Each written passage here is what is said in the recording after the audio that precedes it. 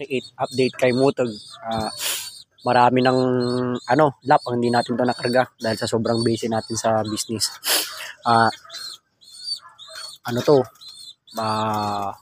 Baliwag Bulacan, hindi na nakarga. Tsaka Bukawi Bulacan, hindi na rin siya naikarga. Tsaka Antipolo Rizal, hindi na rin to naikarga. Tapos, ano pa yung isa? Yung Alaminos Laguna, hindi na rin na siya naikarga. Tapos, plano natin tong ikarga ng Gumaka Quezon sa Friday, January 10. Friday yun. Kaya Sir Adbir, doon na natin ito ikakarga ng gabi. Gumaka Quezon, January 10 ng loading, January 12 na yung release. So parang sila, mahigit 24 hours na nasa sasakyan dahil sa sobrang layo na nun.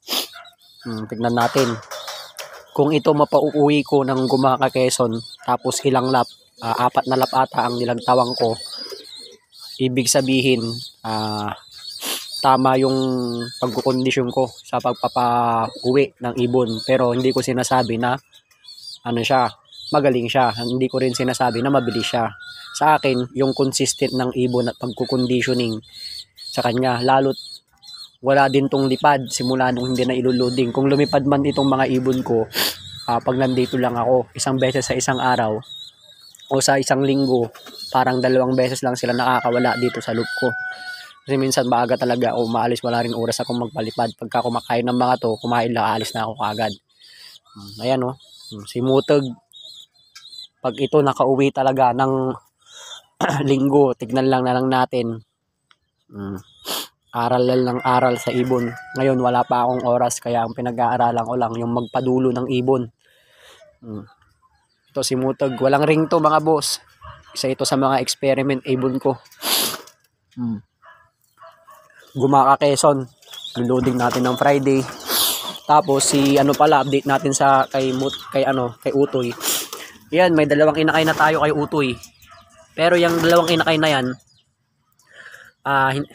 hindi ako naglagay ng singsing.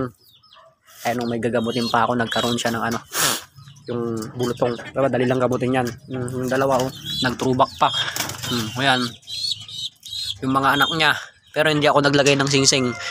Kasi pagka maglalagay ka ng singsing dyan, sayang lang din, lalo pag pumitik, lalo pag naka-personalize ring sa akin. May mga ibon kasi ako dito na wala dati, na naka-perso sa akin, di na bumalik.